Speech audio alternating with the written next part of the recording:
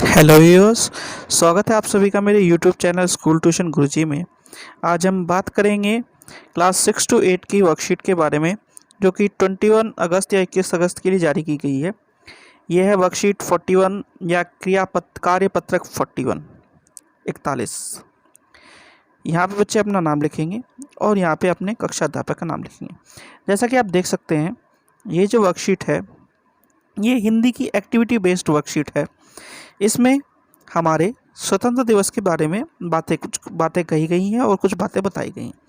आपने ध्यान दिया होगा, 15 अगस्त को हम लोग अपना स्वतंत्रता दिवस मनाते हैं और 26 जनवरी को हमारा गणतंत्र दिवस मनाया जाता है। भारत को आज़ादी 15 अगस्त को मिली थी और इसी आज़ादी के उपलक्ष्य में या खुशी में हम लोग स्वतंत्रता दिवस मनाते हैं। हम सभी को पता है कि हमारे देश की आज़ादी अंग्रेज़ों से हमने लड़कर काफ़ी मेहनत से और काफ़ी बलिदान के द्वारा मिली और इसमें हमारे लिए बहुत सारे बड़े बड़े नेताओं ने सहयोग किया और वह दिन रात एक करके हमारे स्वतंत्रता के लिए लड़े और हमें स्वतंत्रता दिलाई। आइए बात करते हैं क्या लिखा गया है। सबसे पहले बात करते हैं इस पोर्शन की। इसमें क्या लिखा गया है? स्वतंत्रता दिवस के नाम पर मन में उमंग उत्साह भर जाता है, तिरंगा झंडा याद आने लगता है, मन में गीत बजने लगते हैं। इस समय आपके मन में कौन कौन सा देशभक्ति गीत आ रहा है, उनकी पहली पंक्ति लिखिए, जैसा कि ये बता रहा है। और ऐसा होता भी है अक्सर। हम देखते हैं कि हमारा स्वतंत्रता दिवस किसी त्यौहार से कम नहीं होता। जैसे हम अलग अलग त्यौहार मनाते हैं, होली है, दिवाली है, या फिर ईद है, या फिर आपका क्रिसमस है। इस तरह के त्यौहार में अमूमन हम लोगों को ये देखने को मिलता है कि हम अलग अलग चीज़ें करते हैं, या झांकी निकालते हैं, या एक साथ गाना गाते हैं, या कुछ और खुशियाँ मनाने के लिए कार्य करते हैं। वैसे ही जब स्वतंत्रता दिवस आता है, हम लोग इस त्यौहार को बिना किसी भेदभाव के मिलजुल के मनाते हैं और अलग अलग जगहों पे गाने के प्रोग्राम, नाच गाने के प्रोग्राम या छोटे छोटे नुक्कड़ नाटक हम लोगों को देखने को मिलते हैं। और अगर हम स्कूल में होते हैं तो स्कूल में जब हम स्वतंत्रता दिवस मनाते हैं तो वहाँ पे हम आप लोगों को गाने को और कई तरह के नृत्य देखने को और कई तरह के छोटे छोटे नुक्कड़ नाटक देखने को भी मिलते हैं। तो जब हम इन चीज़ों को देखते हैं तो अपने आप ही हमारे मन में कुछ गाने उभर आते हैं। जैसे कि एक दो गाने मैं आपको उदाहरण के तौर पर बता रहा हूँ। कैसे गाने हो सकते हैं जो स्वतंत्रता दिवस पर बजाए जा सकते हैं। जैसे कि कर चले हम फिदा ए वतन साथियों, अब तुम्हारे हवाले ये वतन साथियों, ये गाना हो सकता है एक। या फिर कैसा गाना हो सकता है, और आप सोचिए कैसे कैसे गाने हो सकते हैं। जैसे कि और कौन सा गाना हो सकता है? एक और फेमस गाना जो मुझे याद आ रहा है वो है, एक गाना गाया गया था हमारी चीन की लड़ाई के सन 62 के आसपास। वो गाना था, ए मेरे वतन के लोगों जरा याद करो कुर्बानी जो शहीद हुए हैं उनकी। ये गाना काफ़ी फेमस हुआ था उस टाइम पे। इसी तरह के कुछ गाने आप लोगों को याद करने हैं और उनकी पहली पंक्ति जो आपको याद आए उनको इन 5 लाइनों में लिखना है। ये जो 5 लाइनें आपको दिख रही हैं, इस तरह की लाइनें अपनी कॉपी में बना करके आपको लिखना है। अब हम बात करते हैं दूसरे भाग की। दूसरा भाग है स्वतंत्रता दिवस के 2 नारे लिखिए। जब हम अपनी किताबों को पढ़ते हैं, चाहे वो हिंदी की हो या एसएसटी की हो यानी सामाजिक विज्ञान की, तो हमें देखने को मिलता है कि हमारे स्वतंत्रता संग्राम में अलग अलग नेताओं ने अलग अलग नारे दिए गए थे। जैसे एक नारा मैं आपको बता रहा हूँ। नारा दिया गया था, अंग्रेज़ों भारत छोड़ो। अंग्रेज़ों भारत छोड़ो नारा इसलिए दिया गया था ताकि ये कह सकें कह सकें या ये बोल सकें सारे के सारे भारतीय कि आप लोगों का समय अंग्रेज़ों वक्त पूरा हो चुका है, अब आप भारत को छोड़िए और हमारे देश से जाइए। फिर इसी तरह का एक नारा दिया गया था सुभाष चंद्र बोस जी द्वारा। उनका नारा था, तुम मुझे खून दो मैं तुम्हें आज़ादी दूंगा। और एक और उनका जो है बहुत ही महत्वपूर्ण नारा था, वह था दिल्ली चलो। तो इस तरह के नारे आप स्वतंत्रता दिवस के लिए लिख सकते हैं, या अगर आपको कोई अच्छा नारा या जय बना सकें खुद के तौर पर, तो वो भी आप थोड़ी सी जगह बना करके लिख सकते हैं। आइए तो आगे देखते हैं क्या लिखा है। अब एक चीज़ है जो समझ में आएगी, वो है स्वतंत्रता दिवस के बारे में बातें कही गई हैं।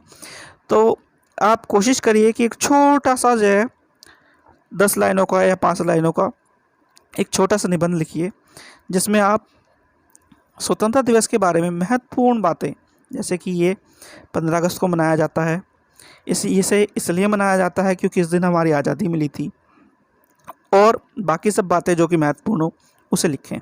आइए आगे बढ़ते हैं। अब इसमें एक चीज़ दी गई है, क्या दिया गया है? नीचे दिए गए गीत को अपने परिवार के साथ गाकर मोबाइल में रिकॉर्ड करके भेजिए। अब कहाँ भेजना है ये? आप अपने दोस्तों को, अपने माता पिता को, अपने रिश्तेदारों को, और अपने सहपाठियों को, और क्या कर सकते हैं, अपने स्कूल के ग्रुप पे अगर भेज सके तो वहाँ पे आप भेजिए। इसमें क्या लिखा है आगे देखते हैं।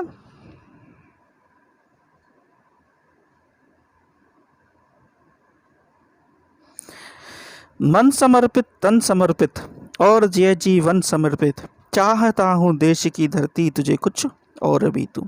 तो क्या कह रहा है जय इसमें कवि? ये कहना चाह रहा है कि मैं अपना तन और मन दोनों जीवन के साथ अपनी देश की धरती को देना चाहता हूँ, और हो सके तो कुछ और भी करना चाहता हूँ अपनी देश की धरती के लिए। आगे क्या कहता है? माँ तुम्हारा ऋण बहुत है, मैं किंचन किंतु इतना कर रहा हूँ फिर से भी निवेदन, थाल में लाऊं सजा कर भाल में जब भी, कर दया स्वीकार लेना यह समर्पण, गान अर्पित प्राण अर्पित रक्त का कण कण समर्पित, चाहता हूँ देश की धरती तुझे कुछ और भी दूँ। क्या कह रहा है आगे लेखक कि हे माँ, हे धरती माँ, हे देश की जय धरती माँ, हे भारत माँ, आपका मेरे ऊपर ऋण बहुत है, और मैं एक छोटा सा गरीब आदमी हूँ। सिर्फ आपसे निवेदन कर सकता हूँ कि अगर ज़रूरत पड़ी तो अपना सिर भी मैं आपके चरणों में अर्पित कर दूंगा, और रक्त का कणपण अर्पित कर दूंगा, और उसे आप स्वीकार करना। आगे बढ़ते हैं। आगे क्या कह रहा है? मांझ दो तलवार को लाओ ना देरी, बांध दो कसकर कमर पर ढाल मेरी, भाल पर मल दो चरण की धूल थोड़ी, शीश का पर आशीष की छाया घनेरी, स्वप्न अर्पित प्रश्न अर्पित आयु का क्षण क्षण समर्पित, चाहता हूँ देश की धरती तुझे कुछ और भी दे।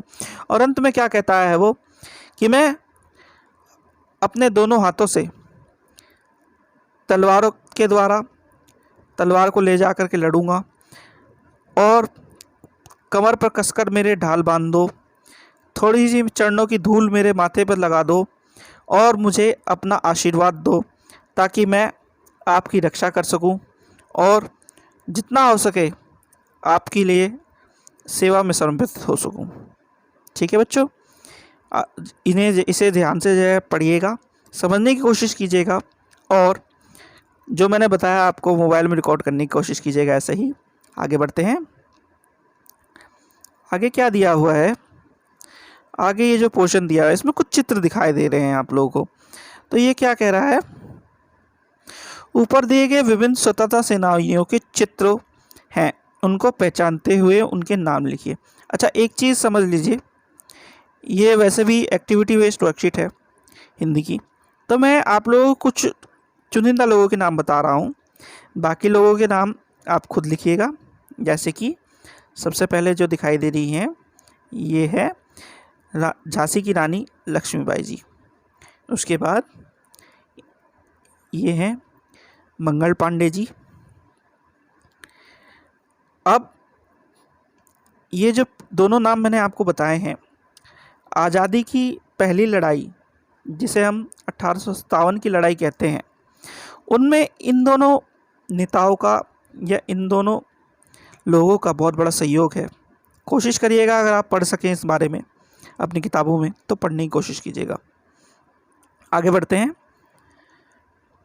फिर तीसरा नाम होगा ये फ़ोटो। आप ध्यान से देखेंगे तो आपको एकदम से याद आएगा कि ये सुभाष चंद्र बोस जी हैं, जिन्होंने जापान जाकर ब्रिटेन के खिलाफ लड़ाई का ऐलान किया था और ना सिर्फ लड़े बल्कि कुछ जगहों पर अपने बलबूते पर और अपने नेतृत्व के बलबूते पर इन्होंने आज़ाद हिंद फौज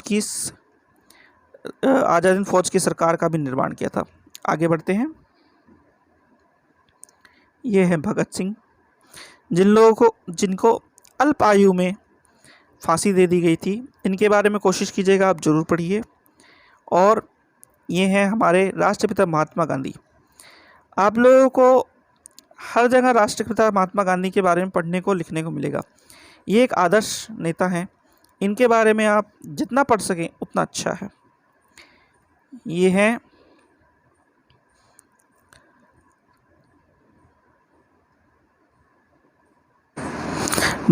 बाल गंगाधर तिलक जी, आज़ादी के बहुत बड़े नेता हैं भी। एक बात और समझ लीजिए, वैसे तो हम लोगों ने ज़्यादातर चीज़ें देखी हैं और ज़्यादातर नेताओं के नाम भी सुने हैं, पर कोशिश कीजिए आपके जो इस क्रियापत्रक में या वर्कशीट में दिए गए हैं, इन नेताओं के नाम लिखने के साथ साथ आप इन नेताओं के बारे में पढ़ें भी और जानने की कोशिश करें कि इन नेताओं ने कितना संघर्ष किया है हमारी आज़ादी को प्राप्त करने के लिए, क्योंकि आज़ादी हमें इतनी आसानी से नहीं मिली जितना कि हम सोचते हैं। तो आशा करता हूँ आप लोगों को वीडियो अच्छी लगी होगी और आप लोग इन चीज़ों को समझेंगे और आज़ादी का महत्व समझेंगे। Thank you.